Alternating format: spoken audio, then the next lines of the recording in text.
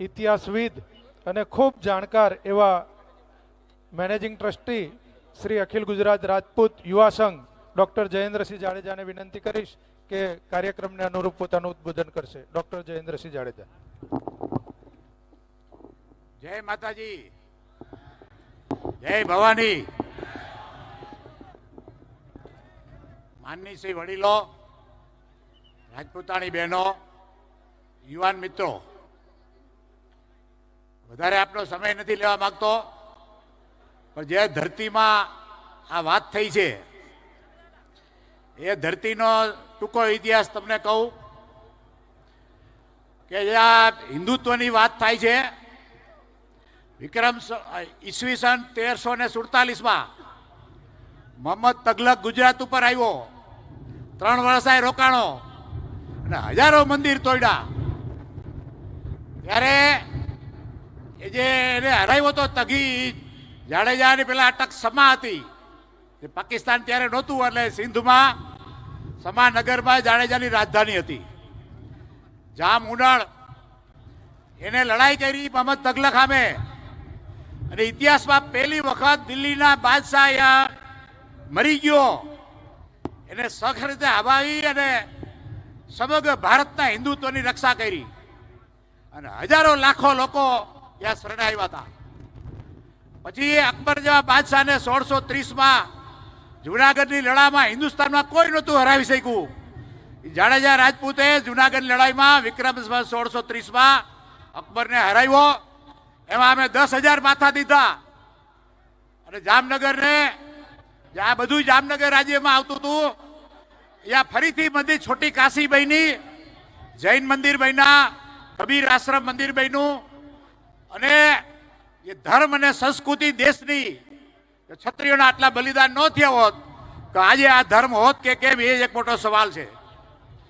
એટલે આવા જે પ્રજાની રક્ષા કરવા માટે, પ્રજાની મા બહેનો માટે થઈને પોતાના હજારો શિર કટાવનાર, એના ઉપર આવી ટિપ્પણી કોઈ દી સહન ન કરે. મને ઘણા પૂછે કે મેં કીધું આ આંદોલન સ્વયંભૂ છે અને કોઈ આનો નેતા નથી. નેતા છે વ્યવસ્થા કરે છે સંકલન સમિતિ, એટલે આપણે એની શિસ્તમાં રહેશું અને આ ઇતિહાસને, જે ધરતી ઉપર રાજ તમે કરતા હો એનો ઇતિહાસ જાણવો પડે. આ તો દરબારનું સ્વભાવ હતું, જે માગે એ દઈ દઈએ. જામુંડને એક ગઢવી ગયો કે આપ માગો માગો, તો આખું રાજ આપી દીધું. એટલે આપણે રાજ આપી દીધા ને, ત્યારે અત્યારે અમે આપણે બોલે છે ને, આપણે સહી ન કરી હોય 562 હિન્દુસ્તાનની 40% ધરતી રાજાઓ પાસે અને રાજપૂત પાસે, રૂલર પાસે હતી. હિન્દુસ્તાનની 40% ધરતી, એક ખાલી કાશ્મીરમાં સહી નહોતી કરી, તો અત્યારે કાશ્મીર ભારતનો કેટલો હેડક છે તમે જુઓ છો. 2 મહિના મોડી સહી કરી હતી મહારાજા હરિસિંહે. એટલે આજે 562 સહી ન કરી હોત તો શું થાત. એટલે આપણે હવે આપણી ફિલોસોફી પણ બદલવી પડશે. જે માગે નહીં દેવાનું, બુદ્ધિથી વિચાર કરવાનો અને કસરની નીતિ અપનાવી અને જીતવાની લડાઈ કરવાની. જીતવાની, ખાલી શહીદ થવાની લડાઈ નહીં. હવે યુગ બદલી ગયો છે. એટલે ખૂબ ખૂબ આપને ધન્યવાદ. અને આ સંકલન સમિતિ જે વ્યવસ્થિત કામ કરી રહી છે એની શિસ્તમાં આપણે રહેવાનું. આપણા બધાએ ટીવીમાં આવવાની જરૂર નથી, આપણે બધાએ છાપા દેવાની જરૂર નથી. આપણને જ્યાંથી આદેશ મળે, કારણ કે મુશ્કેલથી આ આપણી એક એકતા થઈ છે લાખો કરોડો ક્ષત્રિયોની. આ જીવણસિંહજી આવ્યા છે, એ બહુ પાવરફુલ વ્યક્તિ છે. આપણને EWS આવ્યું છે ને, જે 10% એ મધ્યપ્રદેશમાં હરાવ્યા હતા એટલે આવ્યું છે. અને આપણે બધા જે મતપાલસિંહ બેઠા છે ને, એ બધાએ આપણું બધાનું ગૌરવ વધાર્યું છે. એટલે જે માણસો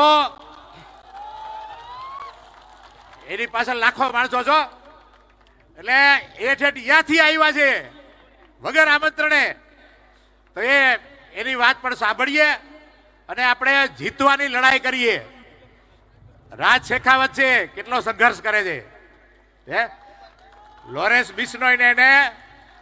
બિશ્નોઈને જેને ચેલેન્જ કર્યું છે ખુલ્લેઆમ.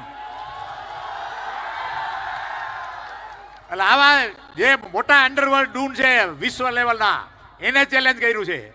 એટલે આ બધાય દૂર દૂરથી આવ્યા છે. રાજ શેખાવત તો રાજસ્થાનમાં ચૂંટણી લડે છે, ત્યાંથી આવ્યા સ્પેશિયલ. એટલે એ બધાની વાત આપણે સાંભળશું.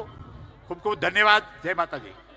આભાર ડૉક્ટર સાહેબ, ખૂબ સરસ વાત કરી સંકલન સમિતિની, કે આ રાજપૂત સમાજ જે ચાલી રહ્યો છે એ આપણામાંથી જ બનાવેલી કોર કમિટી છે અને એને અનુસરીને આપણે બધાએ કામ કરવાનું છે.